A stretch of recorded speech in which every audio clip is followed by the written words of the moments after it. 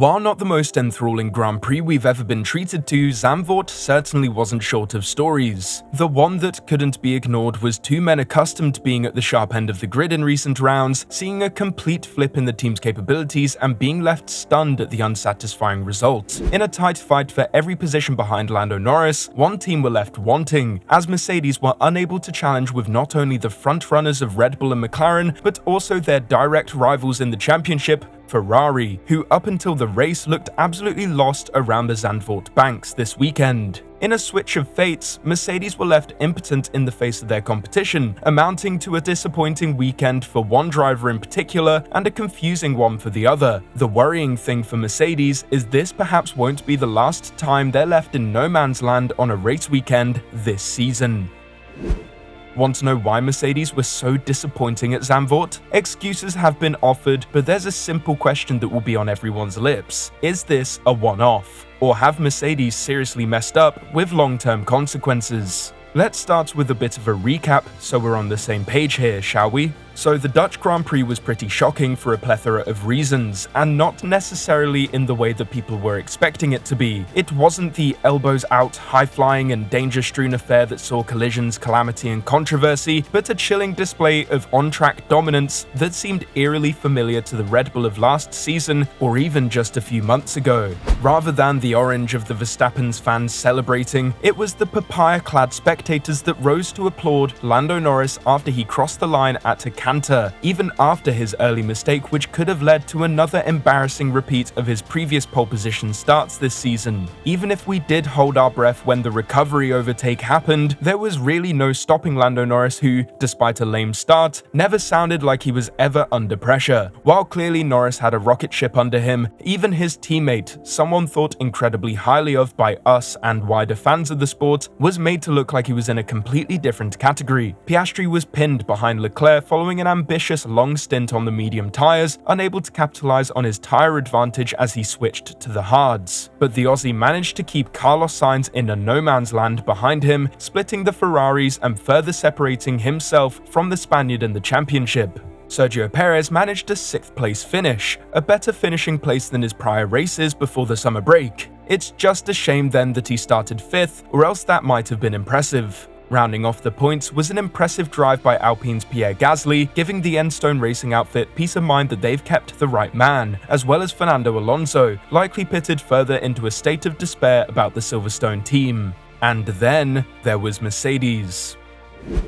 There was perhaps no team more at a loss about how badly this weekend went than Merc, who saw their cars drop off to the extent where they had to switch to a strange and ultimately unsuccessful alternate strategy due to the chasing cars of Sergio Perez and Carlos Sainz, leaving them in 7th and 8th regardless of what they did. While obviously it's not like it was a pointless finish, as could have been the case for Hamilton, who had a bafflingly poor qualifying, exiting in Q2, the two Silver Arrows finished at the back of the leading pack, untroubled by the Formula 1.5 pack, but were rendered impotent in regards to climbing any higher than P7 for George Russell, who would have been particularly confused given his decent qualifying performance on Saturday, and a P8 for Hamilton, who at least recovered from the aforementioned Q2 exit. So where did it all go wrong for Mercedes? Well, if anyone figures it out, feel free to let George Russell know, because he was at a complete loss. When talking in the media pen following the race, Russell was particularly confused as to how Ferrari managed to convincingly get the better of the Brackley team, with him having this to say: "We just had no pace. I was just dropping like a stone, especially quite surprised versus Ferrari. We were expecting to be comfortably ahead of them, and Charles was quicker, Carlos was catching me. Clearly we got something wrong with the tyres. After the first couple of laps, I thought we were on course for a podium here. I knew the overtaking was going to be difficult." But then George's attention turned just how quick the McLarens were, seeing as Mercedes looked there or thereabouts with them at times in recent rounds, especially with them winning 3 of the past 4 races, and both Lewis and George having near misses of podiums and victories prior to even then. Today, however, Mercedes looked a world away from their customer team, and George was understandably confused as to just how far behind them they were, as he said, I was really shocked at how fast McLaren were. Lando just looked so comfortable out there, super impressive to see, but we've had 6 really strong races, and then suddenly we finished almost a minute behind the win today, so you don't lose all of that performance overnight. Yesterday we qualified 4th and clearly didn't get something right today. Honestly, now I'm still scratching my head. It was very tough conditions, you know, this wind with the long corners. Right now I don't have the answers.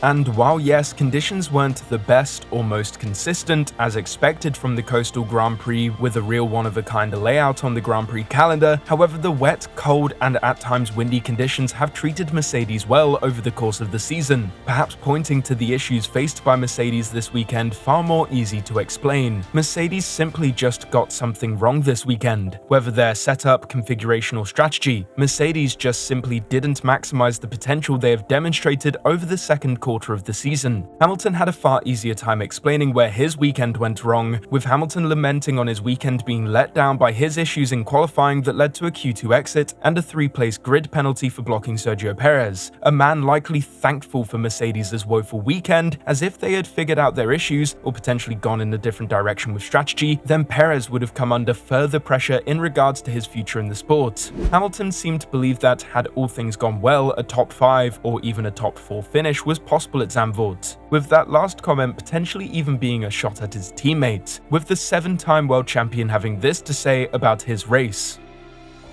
I had a lot of fun today. We planned to do a 2-stop, started on the soft. The soft tyre was a very good tyre. It felt much better than the medium tyre in practice. The hard tyre was pretty decent. It was difficult to see what I needed to do. I was on a 2-stopper, so I was trying to use up the tyre, but I also wasn't sure whether or not we might possibly go for a 1-stop. Probably if I got onto the 1-stop and managed a little bit better, then I could have done a 1-stop and maybe finished 1 spot ahead. However, despite the acknowledgement that strategy played a part in his P8 finish, Hamilton ultimately acknowledged that had he performed better on Saturday, he would have had a far better chance at finishing higher than all but Max and the 2 McLarens, as he was asked as to whether his penalty and poor qualifying impacted his race. Yes, definitely. If I had just qualified like I should have qualified, if I didn't have the problem in qualifying, then yes, I think I had the pace today to be in the top 5. If I started 4th, for example, I would have finished at least 4th.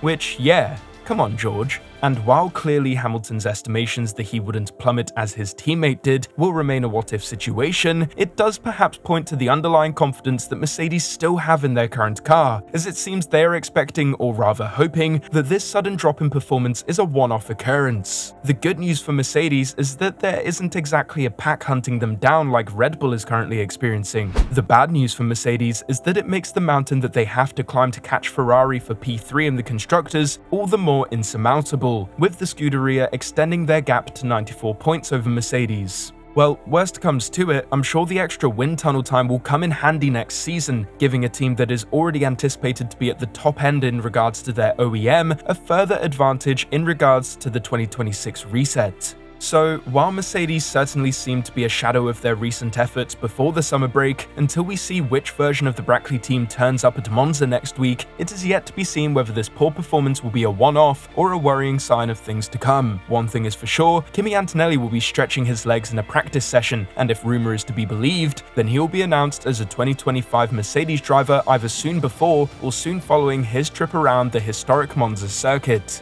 Italy seems an appropriate place for his introduction. However, Mercedes will be hoping that it is also a place which will herald a return to the form they have come to expect.